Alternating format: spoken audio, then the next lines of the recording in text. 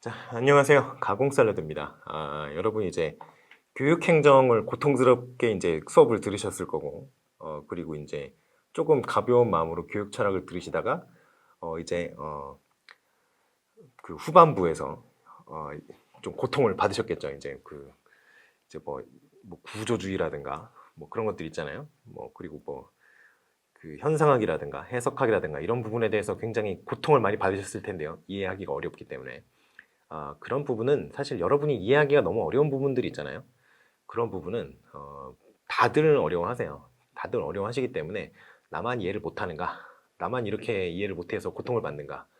그러면 다른 사람들은 잘 이해하는 거 아닌가? 이렇게 불안해하지 마시고요. 쭉 보다 보시면 언젠가는 이해가 되는 날이 올 거예요. 그리고 이제 그렇게 어려운 부분들은 실제로 그렇게 문제를 거기서 굉장히 어렵게 내기가 쉽지가 않아요. 왜냐하면 어려운 부분인데 그거를 이제 학사 정도의 학위를 가지고 계신 분들을 상대로 해서 대상으로 해서 굉장히 고난이도의 어떤 문제를 내기가 쉽지 않으니까요. 어려우면 어려울수록 쉽게 나오겠지. 이러한 어떤 생각을 가지고 접하시면 될 것 같습니다. 너무 불안해하지 않으셔도 돼요. 자, 그래서 오늘은 일단 교육심리학이에요.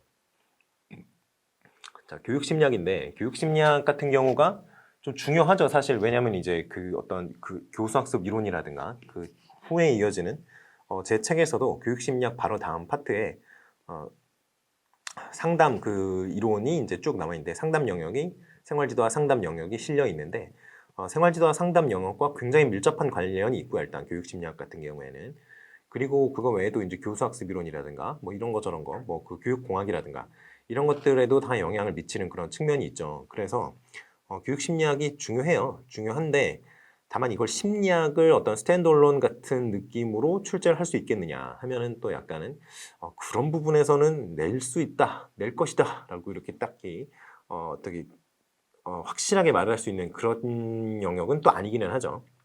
그래서 일단은 교육심리학이 중요합니다만 이게 어떤 단독 영역으로 중요하다기보다는 다른 영역과 좀 섞어서 내기가 좋다. 이런 좀 말씀을 드리고 싶어요. 그렇기 때문에 섞어서 내기가 좋기 때문에 교육심리학을 무시하고 넘어가기는 좀 쉽지 않습니다. 더 쉽게 말하면 봐야 된다는 소리예요. 자, 그래서 교육심리학 영역을 오늘부터 이제 볼 건데 교육심리학 영역 같은 경우는 일단은 크게 얘기를 하면은 발달에 대한 내용이 가장 주요한 영역이 되고요. 발달이 이제 인지 능력에 대한 발달, 인지 발달, 그리고 이제 그 인성에 관련된 도덕성 발달 이런 것들이 좀 있죠. 그리고 그 외에도 이제 구성주의라든가 이런 쪽에서 어떻게 인지 발달을 바라보느냐 이런 약간 좀 세부적인 내용들이 더 중요할 수도 있고요. 뭐 그런 거 있고 뭐 그 다음에는 어떤 개인의 발달에서 어떤 것들이 이제 영향을 미치느냐라는 그 외부 요인과의 어떤 상호작용에 좀 초점을 맞추는 그런 이론들이 있고요. 그래서 이제 전반적으로 그런 거라고 생각하시면 되겠어요. 그래서 발달에 좀 초점을 맞추는 게 있고, 그리고 인지작용 자체에 초점을 맞추는 게 있고, 뭐 그러한 몇 개 이제 좀 포인트가 좀 있습니다. 그래서 그런 영역들을 좀 위주로 해서 교육심리학을 좀 바라볼 거예요. 자, 그래서 교육심리학 한번 시작을 해보도록 하죠. 자, 일단은 제가 말씀드렸던 것처럼 학습자 발달부터 시작하죠. 발달이 뭐냐라고 얘기를 했을 때는 일단은 뭐 여러 가지 뭐 정의가 있을 수 있는데요. 일단은 신체적인 발달이 있을 수 있고요. 심리적 측면. 그러니까 요거는 심리적 측면 같은 경우에는 뭐예요? 이게 인지 능력과 도덕성과 관련된 그런 인성이라든가 도덕성이라든가 이런 어떤 영역들에 대한 것들이 전부 심리적 영역에 포함이 되겠죠. 그래서 양적으로 좀 발달을 하느냐 양적으로 발달한다는 것은 결국에는 한 번에 처리할 수 있는 뭐 어떤 정보의 양이 늘어난다든지 처리할 수 있는 정보의 어떤 깊이가 깊어진다든지 깊이가 깊어진다는 거는 사실은 그 이렇게 우리가 넓게 볼 수 있다는 거랑 깊이 볼 수 있다는 거랑 사실은 정보의 수가 중간다는 얘기거든요. 왜냐하면 우리가 어느 요 정도만 본다는 것도 범위가 수평적으로 계산을 했을 때 별로 범위가 넓지 않은데 이거를 쭉 넓혀서 이렇게 볼 수 있다는 거랑 수직으로 생각하는데 깊이를 생각한다고 했을 때도요.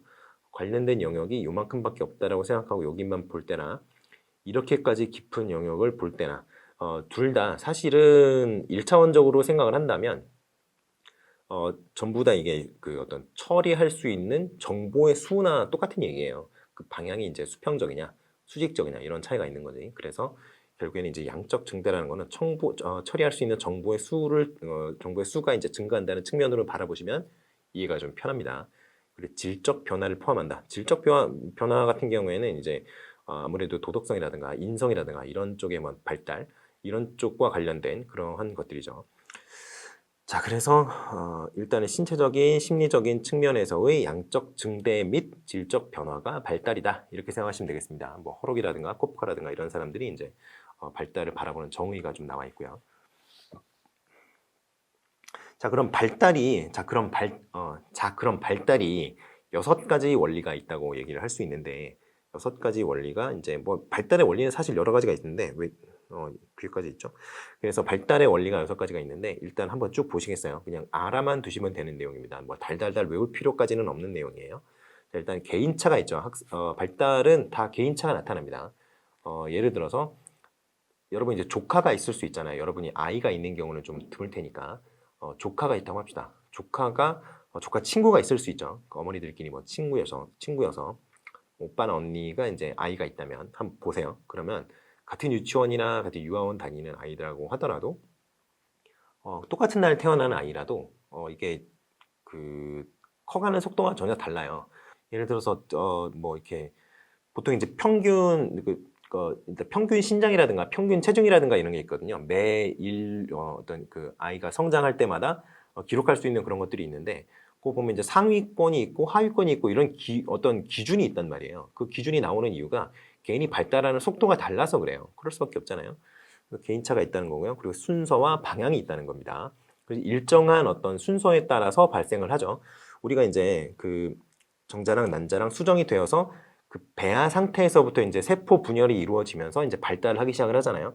그런데 이제 어느 정도 시간이 지나면 초음파로 이제 들여다봤을 때 장기의 모습이 보이는 시기가 오고요. 그리고 그 장기의 발달이 어느 정도 이루어지는 시점에서 이제 출산을 하게 된단 말이죠.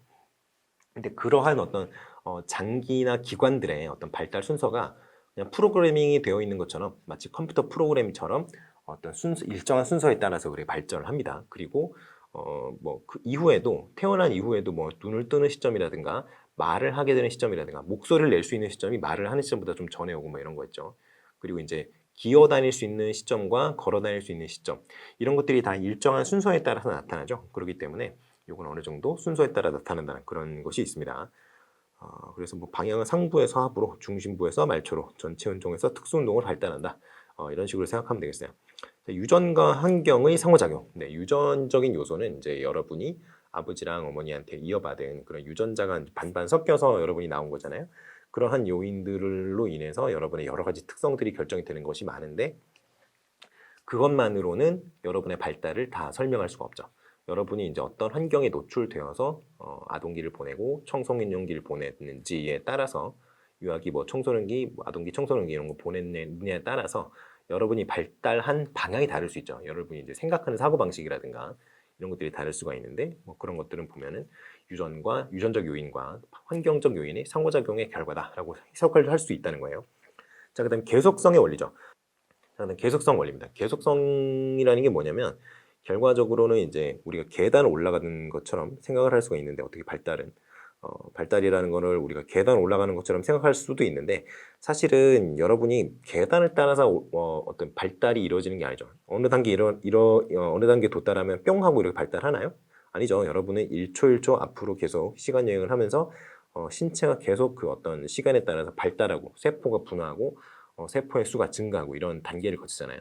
그렇기 때문에 유전자에 프로그래밍 되어 있는 그런 발달의 단계가 계속적으로 점진적으로 증가를 할 수밖에 없죠.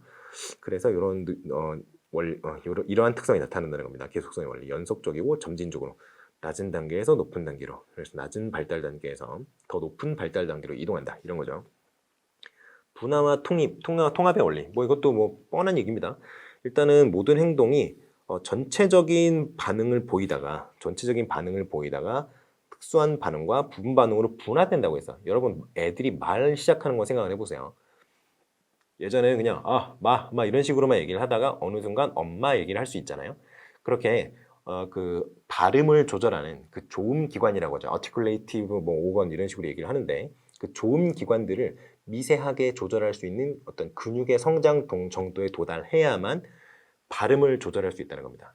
여러분 그 발음을 하는데 성대의 움직임만이 중요한 게 아니죠. 그 외에도 혀나 이 어떤 그 입의 어떤 그 입을 벌리는 정도라든가 그리고 뭐 혀를 안으로 미느냐 아니 바깥으로 빼느냐 혀를 뭐 천장에 갖다 대느냐 이런 여러 가지 요인들이 발음을 결정하는 요인이기 때문에 이런 것을 명확하게 어떤 조절하기 위해서는 어느 정도 충분히 근육이 발달을 해야만 하겠죠. 그리고 근육에 명령을 보내는 신경계도 잘 발달해야만 이런 작업이 원활하게 이루어질 수 있을 겁니다. 그래서 결국에는 전체적으로 그냥 소리를 내는 단계에서 세부적인 어떤 발음을 할 수 있는 그런 단계까지 여러 가지 이제 그 발달 과정을 거친다는 것이죠. 그리고 나서 그런 발달 과정을 어느 정도 거치고 나면은 이제 아이가 그냥 소리를 내는 단계에서 이제 언어를 사용을 할 수 있는 단계까지 다시 통합이 되는 그런 것이라고 할 수 있겠습니다. 자, 그다음 주기성의 원리. 이게 규칙적인 건 또 아니라는 거예요. 그 여러분 이제 사춘기라고 있죠. 1차 성징, 2차 성징 이런 얘기를 하잖아요. 그래서 1차 성징은 여러분이 태어날 때부터 갖고 태어나는 거고요. 사춘기가 도달하면은 여러분이 호르몬의 분비 하는 그 여러분의 몸에서 분비되는 호르몬의 어떤 종류라든가 양이라든가 이런 게 좀 급격하게 바뀌죠. 그 전에 비해서. 자, 그래서 여러분이 그 2차 성징이 발현하는 시기, 이게 보통 이제 사춘기 정도의 2차 성징이 좀 그 전에 비해서 좀 명확하게 이제 발달을 하게 되는데요. 그런 경우에는 여러분 체내에서 분비되는 호르몬의 종류라든가, 호르몬의 그 어떤 분비량이라든가, 그 호르몬의 종류는 크게 바뀌지 않지만, 바뀝니다. 바뀌는데 크게 변하지는 않아요. 종류 자체는. 그런데 각각의 호르몬별로 분비되는 양이 좀 많이 크게 바뀌죠. 그렇기 때문에 여러분의 신체가 여러 가지 이제 남성과 여성이 좀 명확하게 구별되기 시작하는 시기가 바로 2차 성징이 나타나는 사춘기인데, 그러한 시기에는 확실히 신체가 발달하는 부위, 어떤 신체의 부위라든가, 그 신체의 발달 방향이라든가 이런 것들이 여러 가지로 좀 많이 변화하게 되죠. 각기 다른 방향을 취하니까요. 그래서 이제 이러한 어떤 특징들이 나타난다. 근데 그게 보시면 그때 급격하게 변화한다고 얘기를 하는 거는 그전에는 그러한 속도가 안 나왔다는 거잖아요. 그러니까 항상 똑같은 속도로 꾸준히 발전하는 건 아니라는 거죠. 물론 점진적이긴 합니다만 이렇게 계단 타는 것처럼 이렇게 발전하는 건 아니고 발달하는 건 아니지만 그래도 이렇게 쭉 가다가 어느 순간 이렇게 발달하고 다시 이렇게 오는 그런 식으로 좀 기간에 따라서 발달하는 속도가 좀 달라질 수 있다. 이러한 말씀을 드릴 수 있을 것 같아요. 자, 그 다음에 결정적 시기랑 민감기를 그 전에 저한테 질문을 해주신 그 분이 계셨어요. 그래서 그 두 개가 뭐가 다르냐라고 얘기를 했을 때 거의 비슷하다고 보시면 됩니다. 일단 쭉 읽어보시면 아시겠지만 비슷해요. 그 비슷한데 큰 차이가 있다라고 여러분이 분명하게 구분을 해야 되는 시점이라고 생각을 하신다면 두 개가 차이가 없는 건 아니에요. 결정적 시기 같은 경우에는 어떤 시기가 있다면 그 시기에 뭐 예를 들어서 기억이라는 시기가 있다고 해봐요. 시기 그리고 배울 수 있는 작업 이게 A, B, C 니은 시기, 디귿 시기, 디귿 시기 이런 식으로 쭉 이어진다고 해봅시다. 자 그러면 결정적 시기 같은 경우에는 이 기억이라는 시기에 A라는 작업을 할 수 있는 능력을 습득을 할 수 있는 거예요. 그리고 니은이라는 시기에는 B라는 작업을 습득할 수 있는 B라는 작업을 할 수 있는 능력을 습득하고 디귿이라는 시기에 C라는 작업을 할 수 있는 능력을 습득하는 그런 시기가 매칭이 되어 있다고 해봅시다. 우리가 그냥 가정을 하는 거예요. 결정적 시기 같은 경우에는 기억이라는 시기가 지나면 A라는 작업을 할 수 있는 능력을 더 이상 습득할 수가 없어요. 언어 개념 왜 우리 늑대소년 막 이런 얘기 하잖아요. 늑대소년 그거 기억나시죠? 여러분 교육학 서적에서 보신 적이 있을 거예요. 그 늑대소년 같은 경우에는 결국에는 사망할 때까지 언어를 제대로 습득을 못했죠. 그래서 보시면 그 시기, 언어 능력을 습득할 수 있는 그 결정적인 시기를 지났기 때문에 더 이상 언어를 구사할 수 있는 그 어떤 능력을 습득하지 못한 거예요. 그렇게 어떤 시기가 딱 끝났어요. 근데 그 시기가 지나고 나서 지나버린 그 시기에 배웠어야만 하는 그런 능력을 다시 배우려고 그러면 안 배워지는 거죠. 이런 경우에는 결정적 시기의 개념이 맞아요. 그런데 민감기 같은 경우에는요. 그렇지 않아요. 시기가 지났어요. 예를 들어서 A 작업을 할 수 있는 능력이 기억 시기라고 제가 얘기를 했잖아요. 그런데 이때 이걸 배웠어야 되는데 기억 시기 때 이걸 A 작업을 할 수 있는 그런 스킬들을 배웠어야 되는데 지나가 버렸단 말이에요. 그럼 니은 시기가 됐어요. 근데 이때 이걸 배우려고 해요. 그러면 결정적 시기 때는 A 작업을 할 수 있는 능력을 습득할 수 있다고 했어요? 없다고 했어요? 없다 그랬죠. 민감기 같은 경우에는 습득을 할 수 있습니다. 습득을 할 수 있는데 다만 효율이 떨어지죠. 여러분 그 가장 대표적인 게 운동이에요. 운동. 왜냐면 그 운동 같은 경우에는 우리가 사실 그냥 운동을 전문적으로 어떤 스킬을 배우지 않았다 뿐이지 우리가 몸뚱이는 있잖아요. 그렇기 때문에 일단 기본적으로 어떤 신체를 움직일 수 있는 능력 자체는 있습니다. 그런데 유소년기에 엘리트 체육을 한 운동선수 출신인 사람들이랑 운동을 어릴 때 안 해보고 나이를 먹고 다이어트를 하면서 뭐 이렇게 헬스장에 가고 뭐 달리기를 하면서 이렇게 나중에 배운 친구들하고 운동 능력 차이가 많이 나죠. 어떤 특별한 종목, 특정한 종목에 있어서. 예를 들어 축구를 아무리 좋아한다고 해도 아마추어가 선수 출신만큼 잘하기가 쉽지가 않아요. 거의 불가능하다고 보시면 되죠. 달리기 같은 경우는 좀 다를 수 있습니다만, 일단은 그 스킬 면에서 차이가 많이 나죠. 그리고 이제 하체의 힘이라든가 어떤 균형 감각이라든가 이런 것들을 어렸을 때 이미 많이 배워서 그때 잘 습득을 해놓은 친구들이랑 성인이 되어서 그거를 다시 배우는 친구들이랑은 좀 차이가 날 수밖에 없어요. 이렇게 습득을 할 수는 있는데 좀 습득할 때의 학습의 효율성이라든가 효과성이라든가 이런 게 좀 낮다, 좀 떨어진다라고 한다면 이거는 민감기로 보셔야 되는 거예요. 그래서 이렇게 결정적 시랑 민감기가 좀 차이가 난다. 그리고요, 이제 발달의 기본적인 성격이 기초성, 적기성, 누적성, 불가역성 이런 게 있어요. 기초성 같은 경우에는 어떤 거를 먼저 배우면 이게 나중에 배우는 거, 이거 A'의 어떤 기초가 된다는 거예요. 하나 배우면 그걸로 나중에 어떤 나중 거를 배우는데 써먹는다 이런 거죠. 적기성 같은 경우가 아까 얘기했던 민감기랑 좀 관련이 많은 그런 내용입니다. 일단은 시기가 지나도 어지간한 배울 수는 있다고 봐요. 그래서 각 단계에 맞는 과업이 있다는 거예요. 그래서 시기를 놓치면 당의 발달 과업이 효과적으로 성취되지 않는다. 딱 민감기 얘기죠. 딱 민감기 얘기. 그리고 누적성. 자, 이거가 이제 요게 이제 결정적 시기랑 좀 관련이 있는 내용입니다. 배워야 할 것을, 어떤 것을 배워야 할 것을 배워야 하는 시기가 있다는 거예요.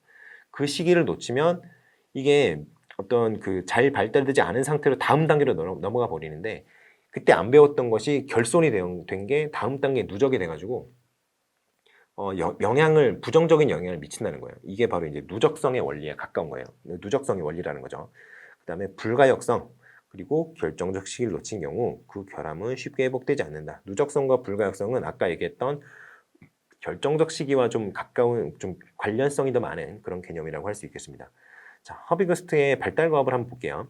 발달 과업 같은 경우에는 각 발달 단계에서 획득하여야만 하는 행동형이라고 생각하시면 되겠습니다. 그래서 발달 과업 같은 경우에는 일단 계열성이 있고요. 그리고 결정적 시기의 개념을 도입을 하고 있죠. 그리고 여기 이런 잡다한 얘기도 있는데요.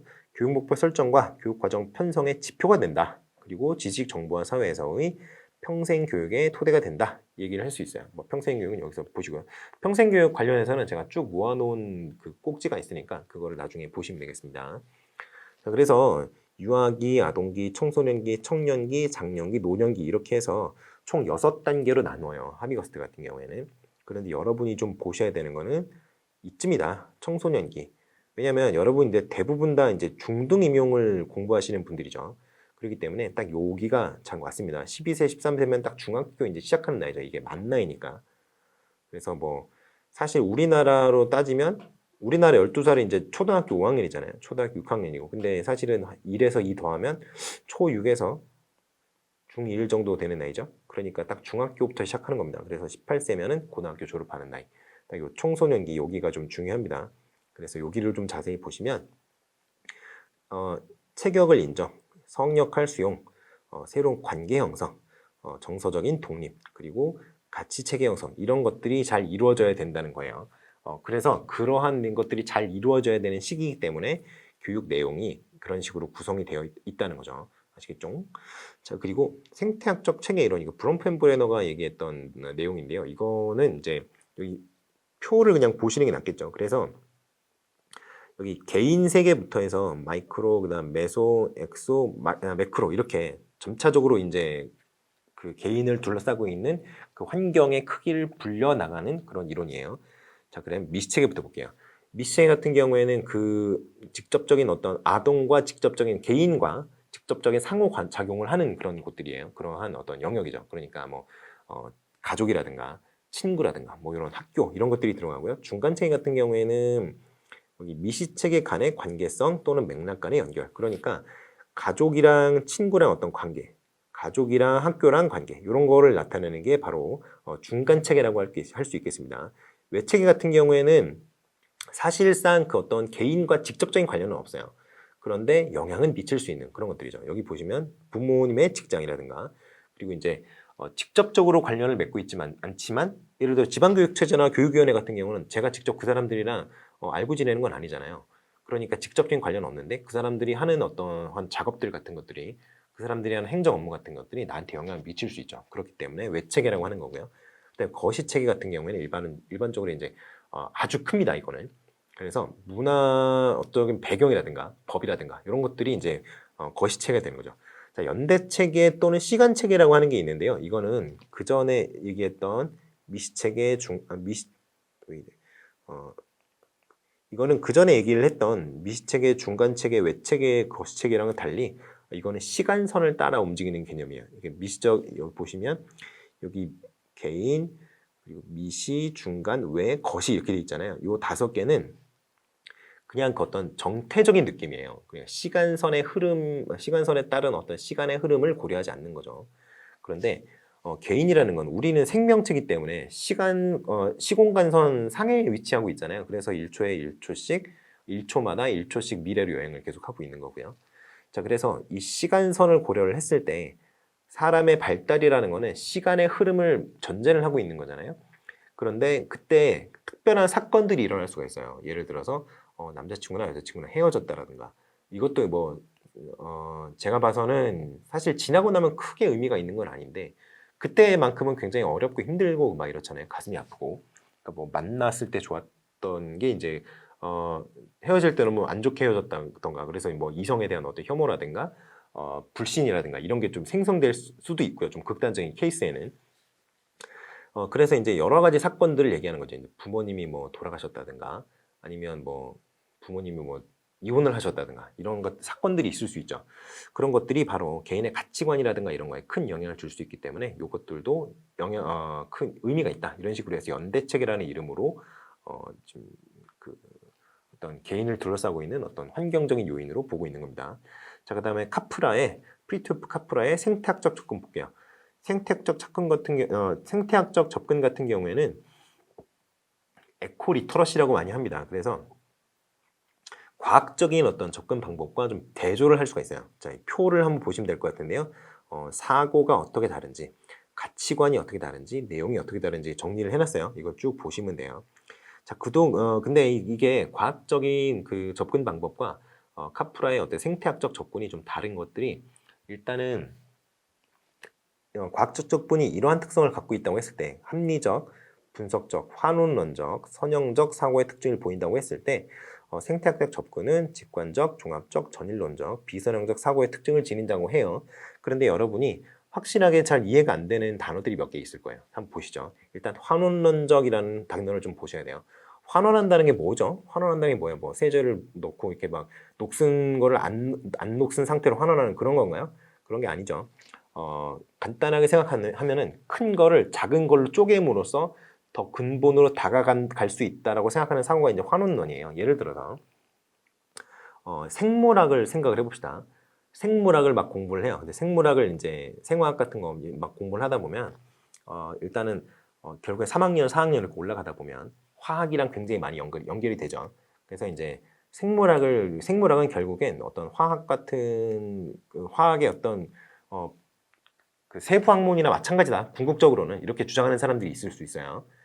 진짜로 그렇다는 건 아닙니다. 절대. 그냥 그렇게 주장하는 사람이 있을 수 있다는 거예요.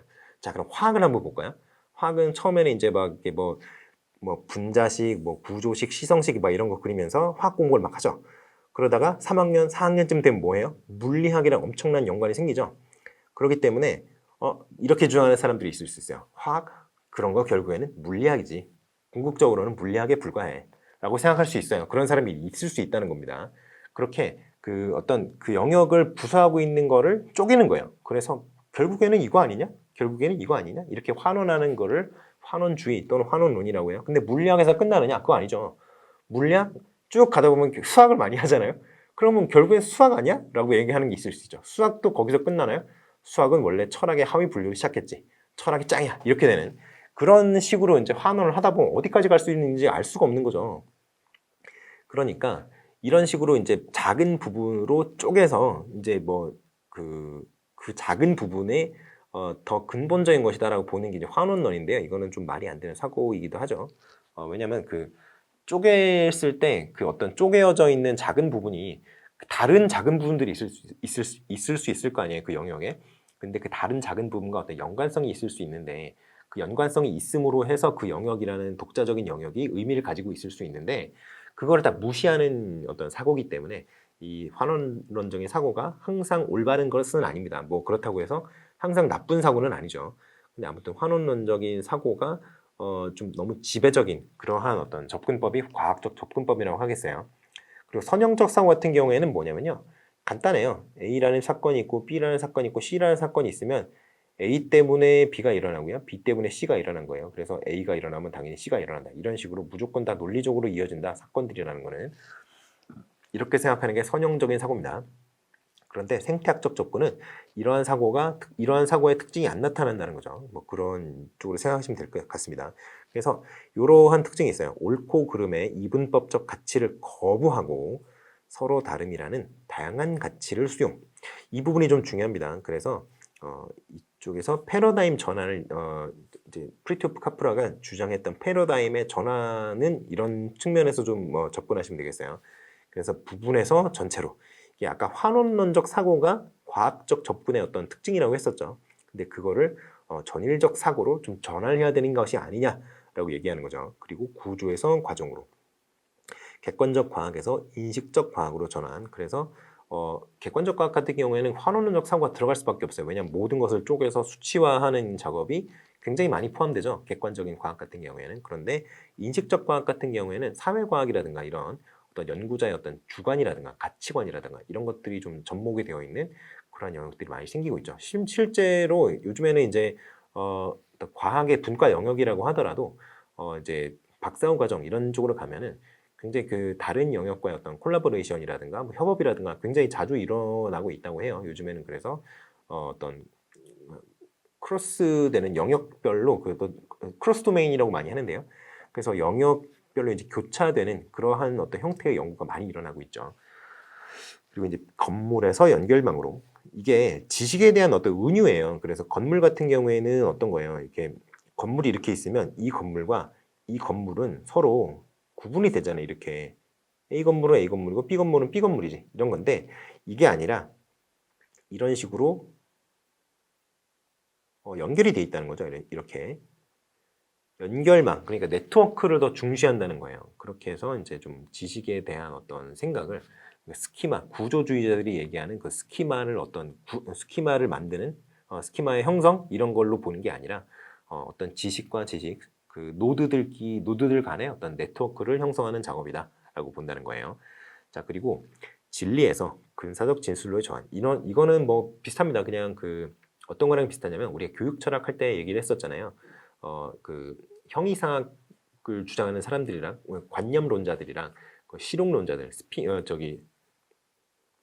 플라톤이나 아리스토텔레스 같은 진리에서 근사적 진술로의 전환 같은 경우에는 그 예전에 교육 철학할 때 저번에 철학을 할 때 관념론과 실용주의 뭐 이런 거 얘기를 했었던 적 있잖아요. 고대 철학할 때 그거랑 비슷한 겁니다. 진리같이 어떤 지선 어떤 숭고한 가치 뭐 더 이상 변하지 않는 뭐 프리마 카우사 뭐 이런 식의 얘기를 했었는데 그런 것들이 있는 게 아니라 어떤 개인에게 근접한 어떤 진술이 곧 바로 그 개인에게 유의미한 어떤 진리가 아니겠느냐라는 그런 측면으로 바라보는 거죠. 그러니까 개인의 특수성이라든가 개인의 주관성이라든가 이런 걸 좀 중요시하는 그러한 어떤 가치관으로 변모를 해야 된다라고 얘기를 하는 거죠. 이게 맞다는 게 아니라요. 이 사람이 그렇게 생각한다는 겁니다. 이 모든 것들이 어떤 이론이든 하자가 없는 건 있을 수 없어요. 그러니까 여러분이 받아들이는 어떤 의견들은 여러분의 어떤 가치관을 통해서 필터링을 거쳐서 받아들이게 되는 거죠. 근데 여러분이 이제 하셔야 되는 작업은 그것을 이제 여러분 것으로 수용을 해서 직접 체화하는 것도 중요하지만 그거 외에도 암기도 좀 현실적으로 지금 여러분이 시험을 앞두고 있으니까 암기를 잘 하시라 이런 말씀을 드리고 싶어요. 그래서 프리트요프 카프라의 어떤 생태학적 체계 이론 한번 보셨고요. 자, 그리고 엘더의 생애 과정 이론입니다. 이게 뭐냐면요. 인간이 발달하는 과정을 보통 보면은 태어났을 때부터 그 유아기 그리고 아동기, 청소년기, 청년기 이렇게 보잖아요. 근데 어렸을 때 막 신체적 발달이 막 뿜뿜뿜 일어나는 시기를 이제 주목을 하는데 엘더 같은 경우에는 노화가 오는 그 시기까지를 전부 포함해서 생애 발달로 봐야 되는 거 아니냐라고 얘기를 하는 거예요. 그래서 전생의 발달의 원칙이라고 얘기를 합니다. 시기의 원칙. 이게 시기적 발달적 선행 사건과 그 사건으로 인한 결과, 시기적 요인의 영향으로 다양하게 나타난다. 이게 그냥 쉽게 말해서 개인별로 다 발달하는 속도가 다르다는 거랑 똑같아요. 연결된 생애 원칙이 있습니다. 이게 개인의 생애는 이렇게 있는데요. 개인 철수, 영수, 그리고 순위 이렇게 있어요. 근데 이 사람들의 생애는 그냥 철수 거 생애는 철수 거죠. 영수 거 생애는 영수 거요. 순위 거는 순위 거잖아요. 그런데 사실은 이게 다 연결망이 되어 있다는 거죠. 이렇게 얘기하니까 왠지 삼각관계 같은 느낌인데 아무튼 이렇게 되게 많은 사람들과 연결을 다 하면서 살고 있잖아요, 우리가. 그러니까 관계의 그물망이다라고 얘기를 하는 거예요. 어떤 사람의 생애는 그 사람 하나의 어떤 독립적인 사건이 아니라 다른 사람의 생애와 연결이 되어 있는 그런 관계망의 형태로 나타난다라는 것이 연결된 생애의 원칙이에요. 자, 역사적 시공간의 원칙. 이게 뭐냐면요. 사람은 다 역사적인 존재죠. 역사책에 나오기 때문에 역사적인 존재라는 게 아니고요.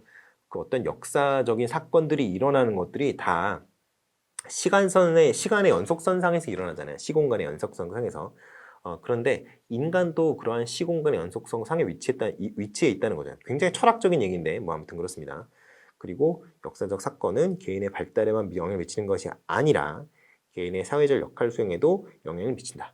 예를 들어 우리나라가 전쟁에 났다고 한번 해보실까요? 옆 나라가 아니라 우리나라에 전쟁이 났다고 해봅시다. 북한에서 쳐들어와서.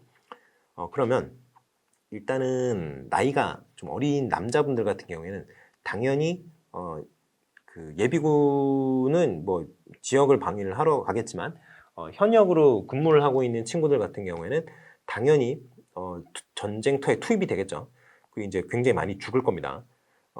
그런데 그 전에는 군인의 신분이라고 하더라도 사실 전쟁이 나기 전에는 어떤 그 역할이라는 게 좀 대민 지원이라든가 그 어떤 훈련을 받는 전투 기술 훈련을 받는 그러한 신분이었다면 전쟁이 나버리면 그렇게 담당하고 있는 역할이 변해버리죠. 그러니까 그러한 것들이 바로 역사적 시공간의 원칙에 의해서 역사적 시공간의 원칙에 따르는 그런 어떤 변화라는 겁니다. 자, 그리고 여기 볼드치가 빠졌는데요. 인간 주체의 원칙. 개인은 선택과 행동을 통해서 자신의 세계관을 구성한다. 그리고 그 선택과 행동은 사회 역사적 환경이 제공하는 기회와 제약의 영향 아래 놓인다. 쉽게 말해서 개인 혼자 독고다이로 놀 수 있는 게 아니라 다른 어떤 개인을 둘러싸고 있는 여러 가지 환경적 요인에 영향을 받는다는 거예요.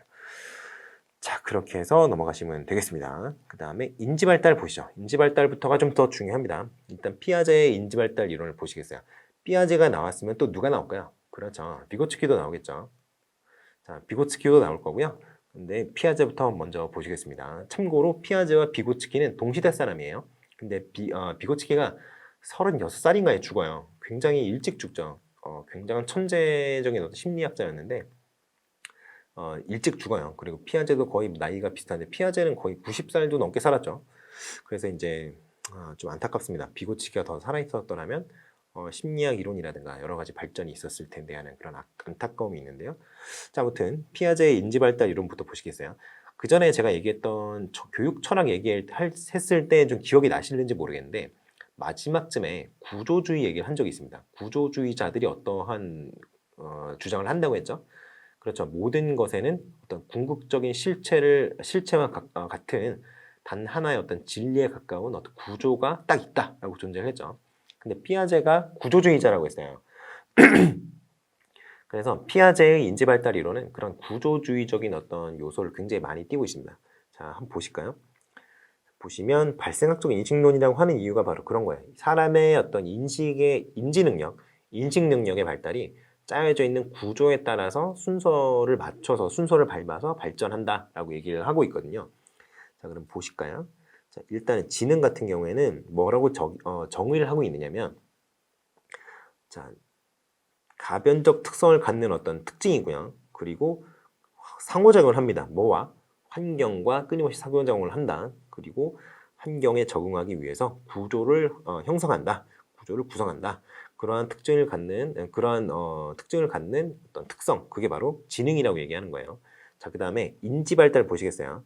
인지 발달 같은 경우에는 보세요. 능동적으로 인지 구조를 구성하는 존재죠. 사람은. 근데 이 과정에서 어떤 인지적인 불균형을 만났을 때 발달시키는 것이 바로 인지 능력이라는 거예요. 인지 발달이라는 거는 결과적으로 말해서 어떤 거예요? 인지적 불균형을 유발하는 요인을 만났을 때 또는 인지적 불균형을 경험할 때 아동이 경험하는 어떤 과정이다. 인지적 과정이다. 이렇게 생각하시면 되겠죠. 그다음에 이 인지 발달이 어떻게 이루어지냐면요. 일단 단계적으로 이루어진다고 봐요. 조금 있으면 이제 나오겠지만 그 단계가 나오겠지만 이제 뭐 조작, 그러니까 오퍼레이션이라고 하는 조작을 기준으로 해서 이렇게 단계를 4단계로 나누는데요. 조금 이따 보시겠어요. 자, 여기 나오네요. 조작 능력의 차이로 나타난다. 이게 조작 능력이 어떻게 다르냐? 그러니까 조작 능력을 기준으로 해서 단계별로 질적인 차이가 난다라고 보고요. 그 단계는 정해진 순서에 따라서 발전한다라고 얘기를 하고 있거든요. 정확하게 구조주의자의 어떤 시각이죠. 자, 일단은 그래서 피아제의 이론의 어떤 개념 중에 중요한 것들이 몇 가지가 있습니다. 일단은 아까 평형화라는 개념이 있는데 제가 아까 인지적 불균형 또는 인적 불평형이라고 하는 개념을 말했던 거 기억나시죠?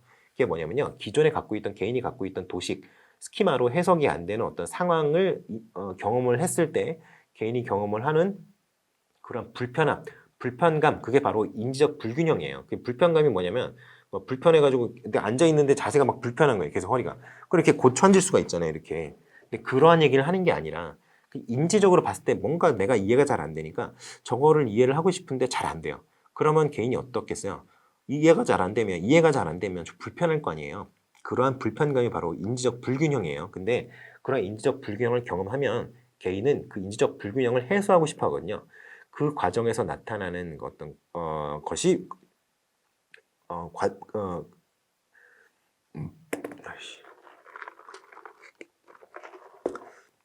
그래서 인지적 그 어떤 불평을 경험하는 경우에는 그 사람이 심리적으로 불편하거든요. 그렇기 때문에 그 과정을 해소를 하고 싶어 합니다.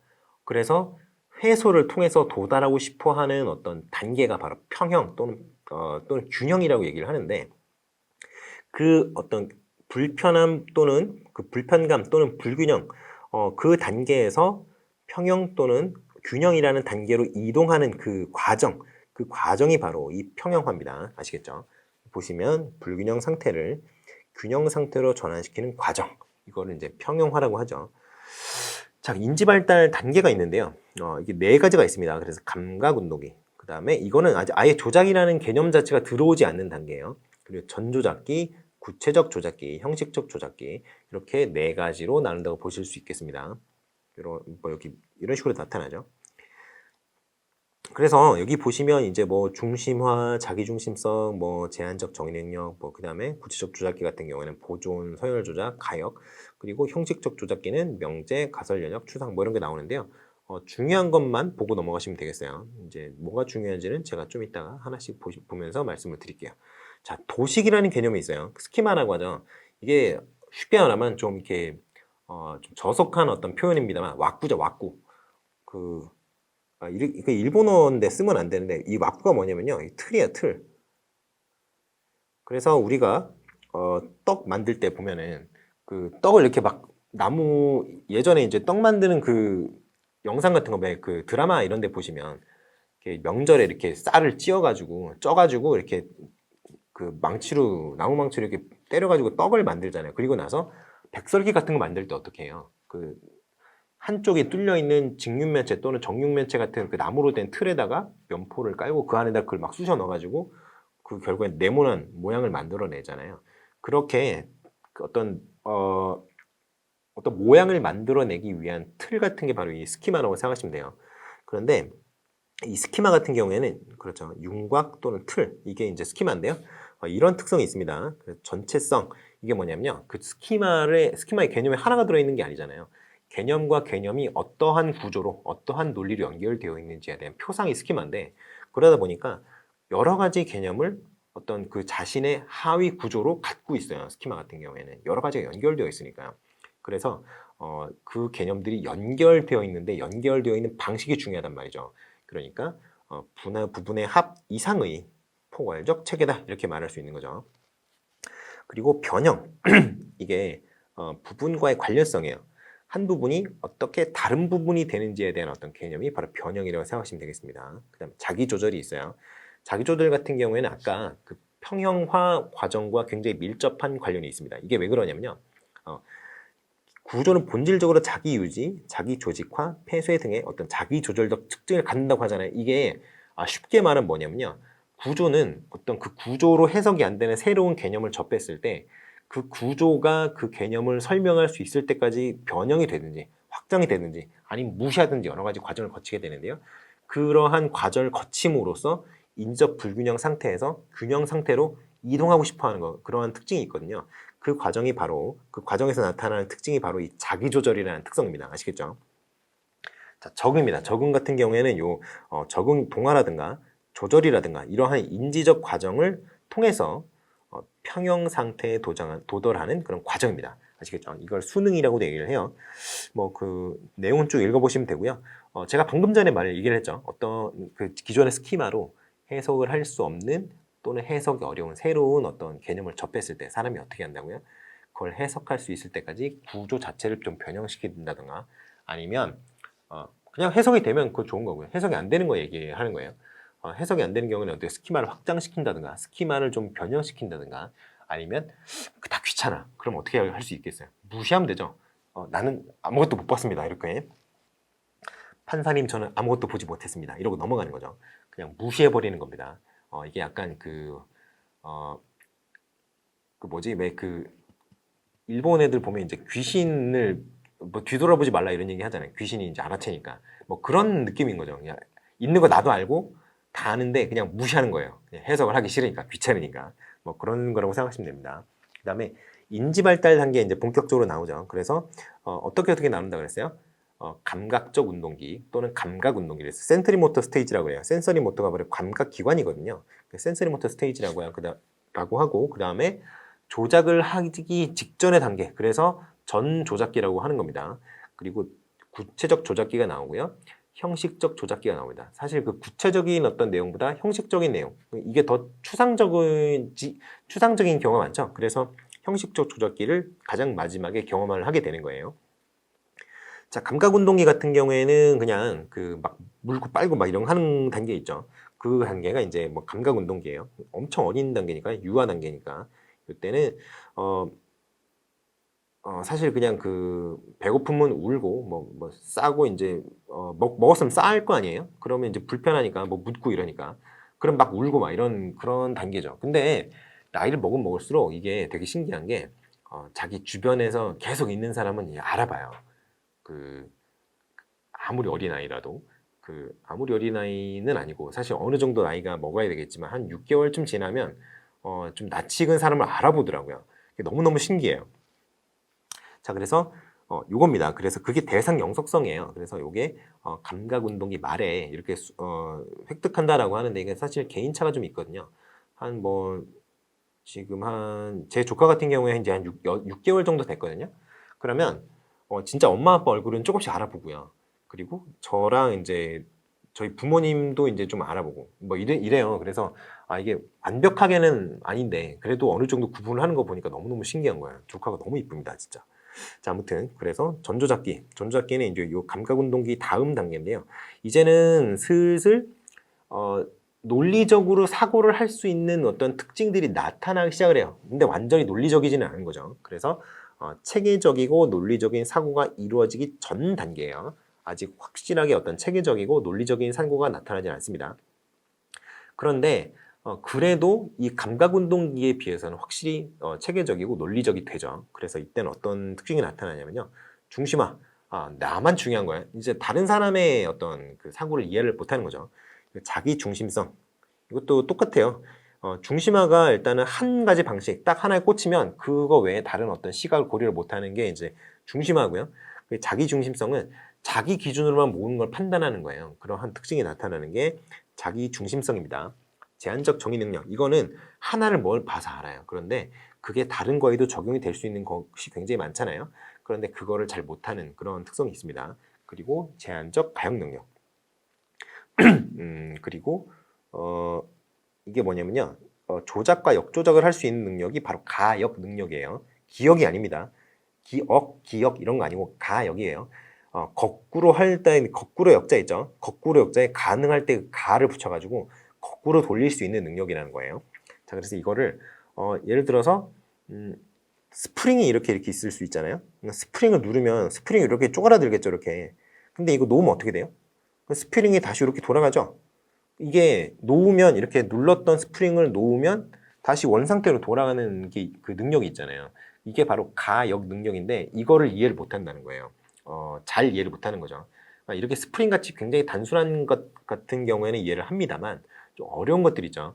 예를 들어서 여러분 근의 공식 기억나십니까? 근의 공식 ax 제곱 플러스 bx 플러스 c가 0일 때의 x 값이 뭐냐를 이제 근의 공식으로 이제 풀어내잖아요. 그런데 이거를 x를 이렇게 해서 x는 뭐 이렇게 해서 뭐 나왔다고 해요. 그러면 이거를 다시 일로 돌릴 수가 있잖아요. ax 제곱 플러스 ax 이거를 근의 공식에 나온 거를 다시 일로 돌릴 수 있잖아요. 이쪽으로 다 넘기면 되는 거 아니에요, 결국에는. 다시 이 모양을 만들 수 있죠. 그럴 거 아니에요? 그런데 그거를 이해를 못하는 겁니다. 그런 거라고 생각하시면 되겠어요. 근데 간단한 건 이해할 수 있으나 어려운 거는 이해를 못한다. 이렇게 생각하시면 될 것 같습니다. 중심화, 자기중심성, 그 제한적 전이 능력, 제한적 가역 능력 이런 게 나타난다고 생각하시면 되겠습니다. 제한적 추론 능력 뭐 당연한 거고요. 무랄론적 사고. 예를 들어서 이제 뭐 제가 이제 어릴 때 그런 말을 했다고 해요. 명절에 보면 이렇게 전 같은 거 붙이잖아요. 그런데 이렇게 전을 이렇게 붙이고 있는데 후라이팬에다가 이렇게 두부를 이렇게 지졌던 모양이에요, 어머니가. 그래서 옆에서 그런 얘기를 했다고 해요. 두부가 지글지글 운다 이런 얘기를 했던 모양이에요. 그러니까 이제 두부가 무생물인데 그걸 마치 생물인 것처럼 그런 식으로 바라보는 그런 관점이 바로 무랄론적 사고라고 할 수 있겠죠. 그다음에 구체적 조작기가 이제 전조작기 이후에 오는 본격적으로 이제 체계적이고 논리적인 사고를 시작할 수 있는 시기입니다. 이때는 보통 이제 초등학교 저학년 때부터 초등학교 고학년 정도에 해당하는 나이기 때문에 어느 정도 확실하게 그 전에 이제 유치원 다닐 때랑은 좀 다르죠. 보시면 보존 개념이 이제 자리를 잡고요. 그 전에는 좀 제한적 보존 능력이 나타난다 그랬죠.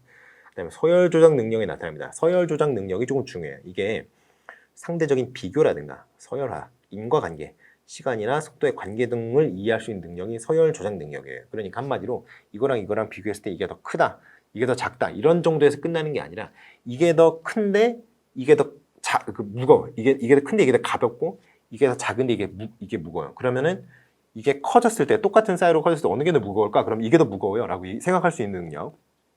이런 게 바로 서열 조작 능력이라고 생각하시면 되겠습니다. 가역 능력 아까 얘기했고요. 유목포섭 이게 중W라고도 하는데요. 이거는 이제 여러 가지 기준을 동시에 적용할 수 있는 능력이에요. 제가 방금 전에 말씀드렸던 거 있죠. 크기는 큰데 무거운 거. 이건 크기는 작은데 더 무거운 거.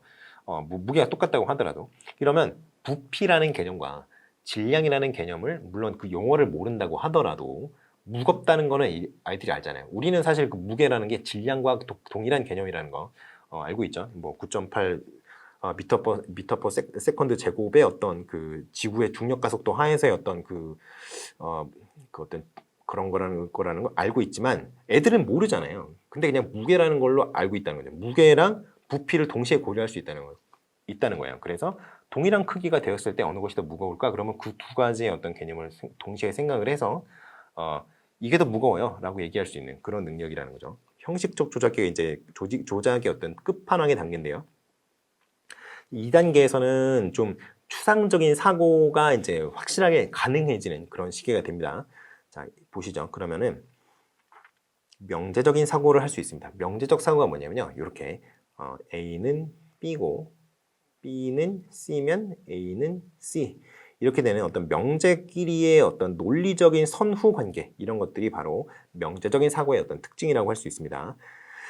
가설 연역적 이게 어떠한 명제가 있으면 그 다음에 이걸 가지고 어떻게 해서 어떤 구체적인 명제로 도달하는 그런 사고입니다. 예를 들어서 사람은 죽어 라는 명제가 있다고 해봅시다. 이게 되게 추상적이고 일반적인 명제잖아요. 그러면 이거를 구체적인 사안에 다 적용하는 거예요. 그러면 소크라테스도 죽었겠네, 예수님도 죽었겠네, 부처님도 죽었겠네, 이런 식으로 구체적인 사안에 적용을 할 수 있는 거죠. 일반적인 어떤 명제를 가지고 구체적 사안에 적용할 수 있는 능력, 그게 바로 가설 연역적 사고입니다. 그다음 뭐 추상적 사고는 그냥 추상적 사고고요. 반성적 사고 같은 경우에는 어떤 커즈 앤 이펙트 같은 것들을 잘 분석을 할 수 있는 그런 능력이 생긴다는 거예요. 예를 들어서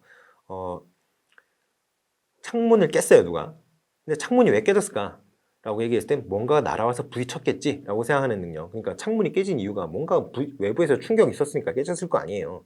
그러니까 그러한 어떤 원인이 뭘까에 대한 어떤 추상적인 어떤 사고, 추리적인 사고를 할 수 있는 능력이 바로 이 반성적 사고 이런 거라고 생각하시면 되겠습니다. 그러니까 조합적 사고 같은 경우는 그냥 조합적 사고예요. 여러 가지 이제 한꺼번에 모아서 그거를 뭐 어떤 계획을 세우고 뭐 이렇게 하는 그 사고가 조합적 사고죠. 자, 그래서 피아제 인지발달 이론 같은 경우에는 굉장히 인투이션이 좋아요. 굉장히 인사이트가 굉장히 뛰어난 어떤 이론인데 교육적 시사점이 뭔지가 좀 중요하겠죠. 한번 바라봅시다. 일단은 그 발단이 어떤 순서에 의해서 이루어진다고 했죠? 피아제는 구조주의자라고 했죠. 그러면 발달은 정해진 순서에 따라서 순차적으로 이루어진다는 것이 피아제의 기본 전제일 거 아니에요. 그러니까 딱히 뭐 억지로 막 교육해봐야 의미가 없다라는 게 이제 피아제의 인지발달 이론의 어떤 그런 기본 전제라고 할 수 있죠. 그리고 자, 그래서 우리한테 중요한 거는 이 교육적 시사점이겠죠. 자, 첫 번째로는 일단은 피아제가 어떤 사람이라고 그랬죠? 어떠한 그 철학적인 어떤 특성을 갖고 있다 그랬죠? 피아제 이론이. 그렇죠. 구조주의의 어떤 특성을 갖고 있다 그랬죠. 그렇기 때문에 순서에 따라서 발달이 이루어진다고 가정을 해요. 기본 전제가. 그렇기 때문에 우리가 뭐 발달을 좀 빨리 시키려고 뭐 선인 수학습 시킨다거나 이런 경우가 굉장히 많잖아요. 요즘에는. 그런데 그런 거 다 필요 없다, 쓸모없다고 얘기하는 거죠. 그리고 교육 내용이 계열화되어야 된다고 얘기를 합니다. 왜냐하면 발달 단계에 맞는 어떤 그 형식의 지식들이 있을 거 아니에요.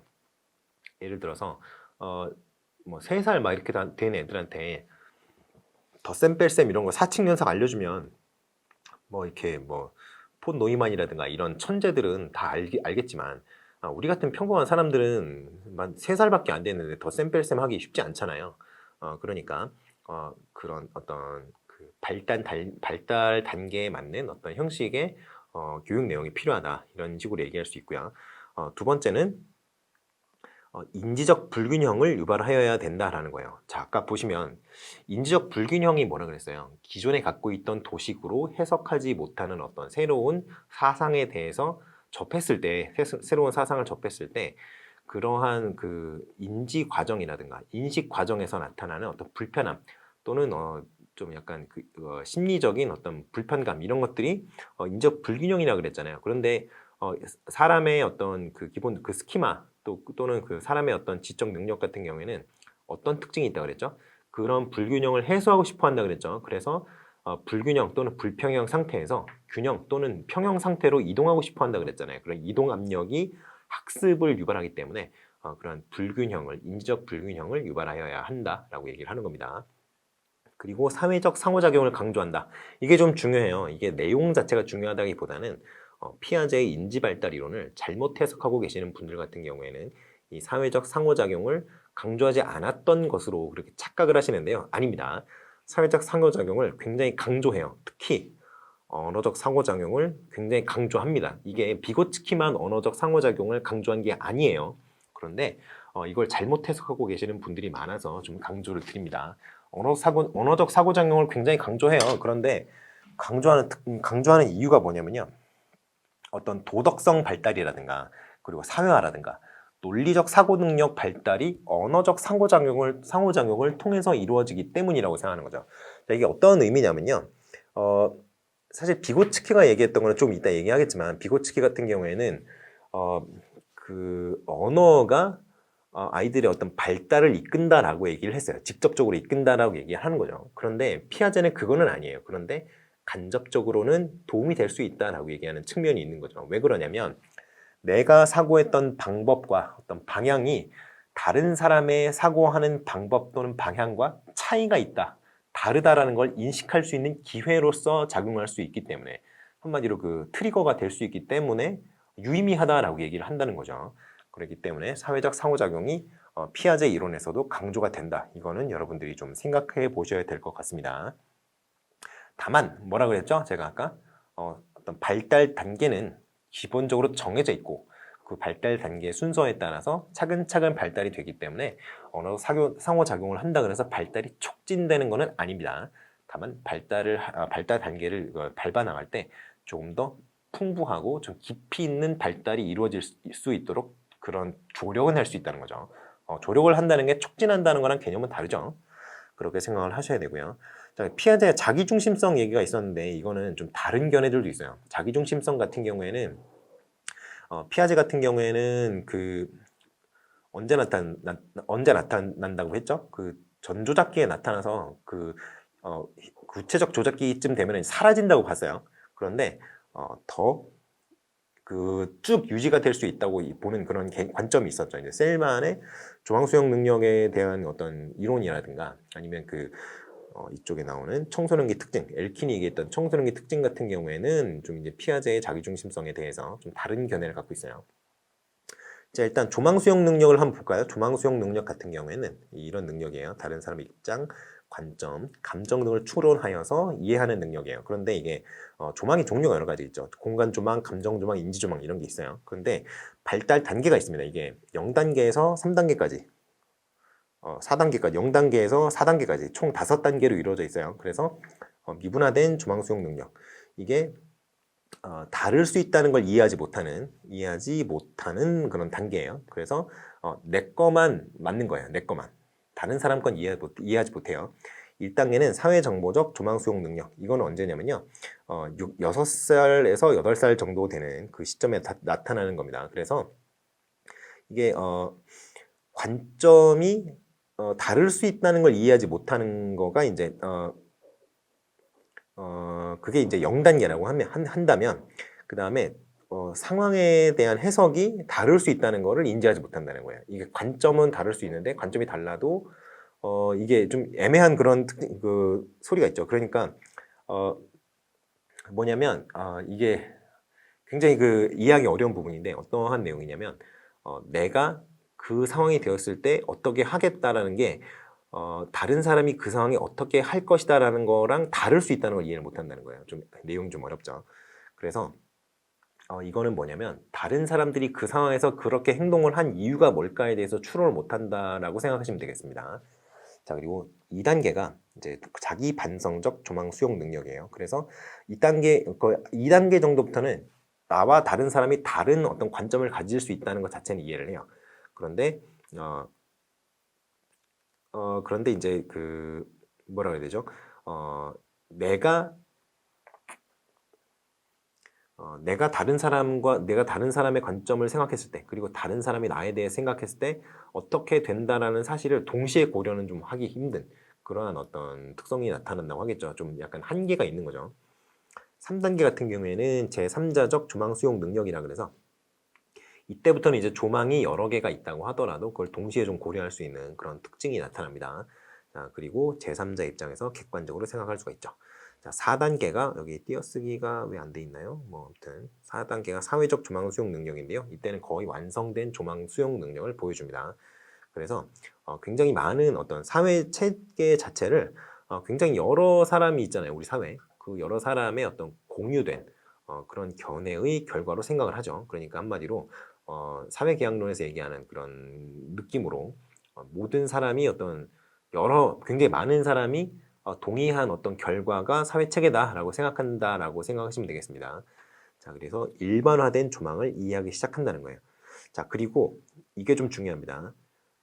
그 전까지는, 이 3단계까지는 다른 사람을 이해할 수 있다 그랬잖아요. 근데 그 자신이 항상 다른 사람을 이해할 수 있다라고 느끼고 다른 사람도 자신을 그렇게 이해할 수 있을 거라고 생각을 해요. 그런데 4단계는 그래, 나도 너 왜 그러는지는 대충 알 거는 같은데 이해는 못하겠다. 그런 느낌. 그리고 다른 사람도 나를 볼 때 그렇게 생각할 수 있겠지. 이러한 어떤 그 것들을, 그런 개념들을 좀 받아들일 수 있다는 그런 거죠. 받아들일 수 있기 시작을 한다는 겁니다. 자, 요게 이 정도고요. 조망 수용 능력에 대한 연구가. 그렇고 청소년기의 특징, 이게 조금 더 중요하죠. 청소년기의 특징 같은 경우에는 두 가지가 있어요. 크게 얘기하는 것이. 이거 말고도 더 있습니다. 밑에 나오지만. 자, 상상적 청중이라는 게 있고요.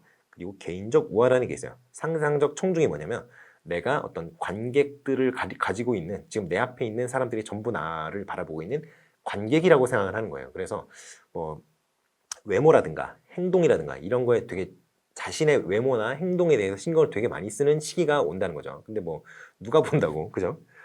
근데 외모에 대한 관심 뭐 이런 게 굉장히 많이 늘어나는 시기가 이제 상상적 청중이라는 어떤 그 5개념이라고 할 수 있겠죠. 물론 이제 뭐 극소수의 어떤 축복받은 그 유전자들이 있죠. 뭐 키가 뭐 엄청 큰 것도 뭐 축복이 될 수 있고요. 뭐 굉장히 잘생긴 것도 축복이 될 수 있고, 예쁘고 날씬하고 뭐 축복이 될 수 있는데, 그런 사람들은 뭐 극소수잖아요. 그런 사람들이 연예인을 하는 거겠죠. 근데 우리는 뭐 그런 건 아니니까요. 그래서 일단 상상적 청중이라는 특성이 나타난다. 이런 게 하나가 있고요. 그리고 개인적 우화라는 게 있습니다. 보시면 이제 마더 러시아 이제 분들이 이제 이게 그 영미권에서 밈이 있어요. 밈이 있는데 여기 보면은 이게 여러 번 한번 심심할 때 검색을 해보셔도 되겠습니다. 이게 mean while in Russia 라고 해서 이렇게 검색을 해보면 굉장히 여러 가지 짤들이 나와요. 굉장히 재미있습니다. 러시아 남자들의 어떤 그 진짜 상상의 범주를 벗어나는 그런 괴상한 행동들이 있는데, 이것들이 이 개인적 우화가 성인이 돼서도 이러한 특성들이 계속 유지가 될 수 있다는 아주 명백한 증거라고 하겠어요. 근데 아무튼 나는 안 죽는다는 거예요. 안 죽는다는 거. 내가 왜? 나는 다른 사람들보다 우월한데. 나는 그럴 일이 없다. 뭐 그런 자기가 뭐 초능력이 있는 것처럼, 무슨 마블의 슈퍼히어로가 되는 것처럼 그런 식으로 생각을 한다는 거죠. 근데 그리고 실제로 행동을 그렇게 합니다. 그러니까 이게 그 좀 이렇게 무모해 보이는, 좀 성인의 관점에서 봤을 때는 무모해 보이는, 옛날에 뭐 그런 것도 했었거든요. 저 어렸을 때는 초등학교 때였던 것 같은데, 그 우리 이렇게 학교를 가면 여러분들 그 1층, 2층, 3층, 4층 이렇게 있으면 계단이 이렇게 올라가고 이렇게 또 올라가고 뭐 이런 게 있잖아요. 그래서 이렇게 올라가다가 도중에 꺾어서 이렇게 올라가면 2층 되고 막 이런 거잖아요. 근데 여기서 여기 정도까지는 뛰어내리는 걸 진짜 많이 했거든요. 진짜 한 1000번은 넘게 했을 거예요. 진짜로. 그거를 쉬는 시간마다 애들이랑 했어요. 엄청나게 했죠. 근데 그게 왜 그러냐면 이게 쫄보가 아니라는 걸 증명하기 위해서도 했지만, 왠지 뛰어내려도 괜찮을 것 같았거든요. 그러니까 계단 한 10칸 뭐 이렇게 되는 거예요. 그냥 뛰어내리는 거죠, 그냥. 근데 그게 굉장히 재밌었단 말이죠, 어렸을 때는. 그러니까 이제 그런 걸 많이 했는데, 그게 이제 개인적 우화의 특성이 좀 나타나는 그러한 어떤 그 씬이라고 하겠습니다. 자, 아무튼 이상주의적 경향, 고립 감정이 나타난다, 뭐 이런 거가 있고요. 자, 그리고 이제 과민적 사고, 거칠애적 위성 이런 게 있는데, 여기 간호학과 쪽에서는 좀 보는 것 같아요. 그냥 이거는 대충 보고 넘어가시면 될 것 같습니다. 그 다음에 비고츠키 이론이 나와요. 자, 비고츠키 이론을 보시기 전에 잠깐 쉬고 오시죠.